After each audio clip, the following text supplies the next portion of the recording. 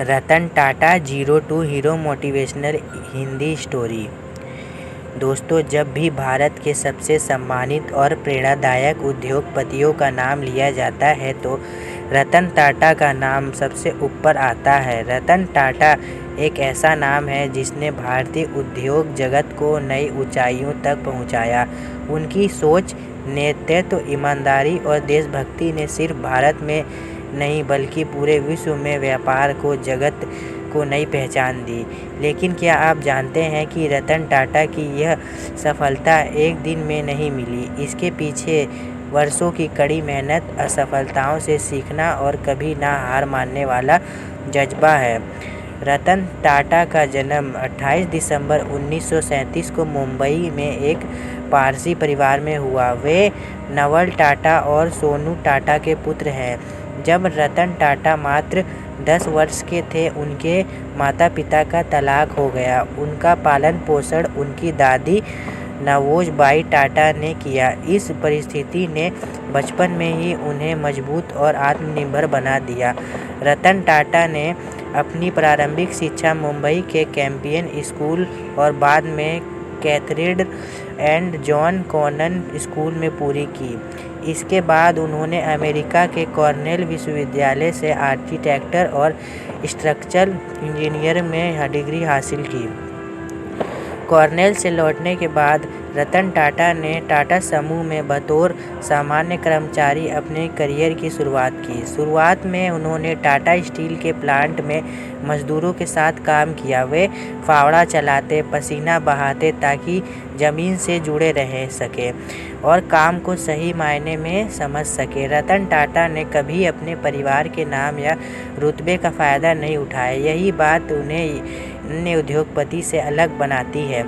1981 में जे.आर.डी. टाटा ने रतन टाटा को टाटा इंडस्ट्रीज का चेयरमैन नियुक्त किया। उस समय टाटा ग्रुप के बहुत सारे बिजनेस पुराने ढर्रे पर चल रहे थे।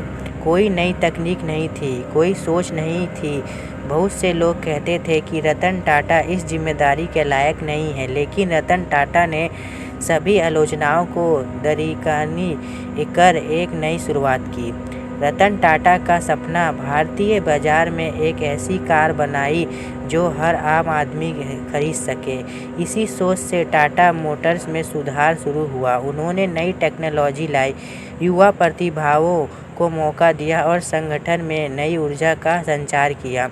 2008 में एक ऐसा मौका आया जिसने रतन टाटा को विश्व के सबसे प्रतिभाशाली उद्योगपतियों में खड़ा कर दिया।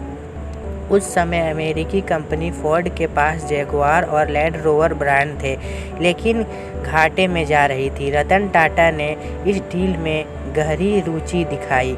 जब वे फोर्ड के मुख्यालय मीटिंग के लिए पहुंचे तो फोर्ड के अधिकारियों ने तंज कसते हुए कहा, अगर आप इसे नहीं खरीद पाए तो हमें बेचने में खुशी होगी।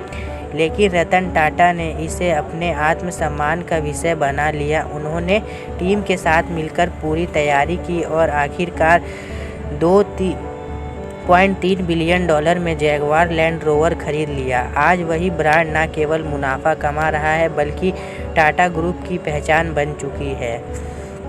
रतन टाटा हमेशा मानते हैं कि व्यापार केवल मुनाफे के लिए नहीं होना चाहिए बल्कि समाज के प्रति जिम्मेदारी के साथ होना चाहिए। उन्होंने टाटा ग्रुप के मुनाफे का एक बड़ा हिस्सा समाज सेवा में लगाया। शिक्षा, स्वास्थ्य और महिला सशक्तिकरण के लिए उन्होंने कई योजनाएं शुरू की।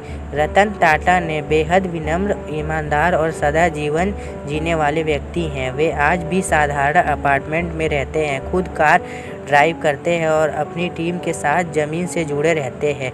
यही बातें दुनिया के अन्य बड़े उद्योगपतियों से अलग बनाती है।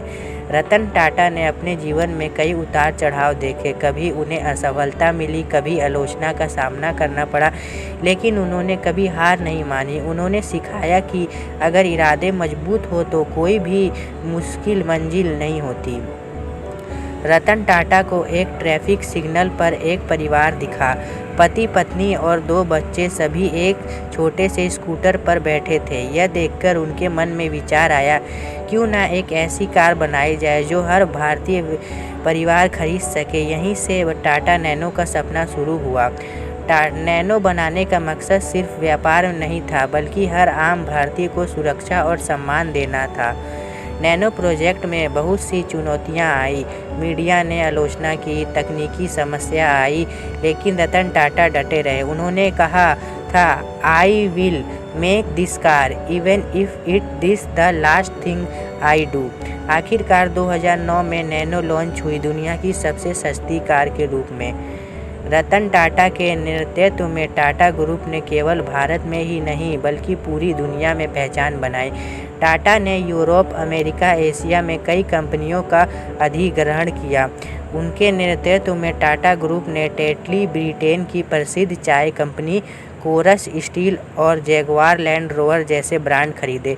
आज टाटा ग्रुप 100 से ज़्यादा देशों में व्यापार कर रहा है। ये सब एक ऐसे व्यक्ति के कारण संभव हो पाया जिसने बचपन में माता पिता के अलगाव का दुख झेला, आम मजदूरों के साथ काम किया, आलोचनाओं का सामना किया, लेकिन कभी हार नहीं मानी।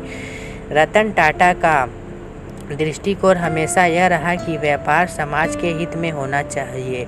उन्होंने कई बार कहा, I don't believe in thinking right decision, I take decision and then make them right. इनके इस विचार ने हजारों युवाओं उद्यमियों को प्रेरित किया। रतन टाटा को उनके योगदान के लिए कई राष्ट्रीय और अंतर्राष्ट्रीय पुरस्कार मिले। भारत सरकार ने उन्हें पद्म भूषण और पद्म विभूषण से सम्मानित किया। उन्हें कॉर्नियर मेडल ऑफ फिलैंथ्रोपी जैसे राष्ट्रीय सम्मान मिले। वे संयुक्त राष्ट्र के प्रतिष्ठित बॉर्डर में शामिल हुए। रतन टाटा आज भी बेहद विनम्र हैं। वे दिखावे से दूर रहते हैं। कई बार उन्होंने गुप्त रूप से समाज सेवा में योगदान दिया। कोरोना काल में उन्होंने करोड़ों रुपए अस्पताल को दान किए। उनकी सफलता का राज यही है, सच्चाई, कड़ी मेहनत और समाज के प्रति संवेदनशील। रतन टाटा की कहानी हमें सिखाती है, असफलताएं आती हैं लेकिन उनसे घबराना नहीं चाहिए। अगर आपका इरादा नेक है और आप मेहनत करने को तैयार हैं तो कोई भी सपना सच हो सकता है। अपने देश, समाज और लोगों के लिए कुछ अच्छा करना ही असली सफलता है। आज रतन टाटा ने केवल भारत के बल्कि पूरी दुनिया के सबसे सम्मानित उद्योगपतियों में गिने जाते हैं। उनकी कहानी हमें सबके लिए प्रेरणा है कि इंसान चाहे कहीं से भी शुरू करे, अगर दिल में जुनून हो और मेहनत करने का हौसला हो तो वह 0 to हीरो बन सकता है। यदि आपको यह कहानी पसंद आई हो तो इस वीडियो को लाइक करें, चैनल को सब्सक्राइब करें और कमेंट में अपनी राय ज़रूर दें।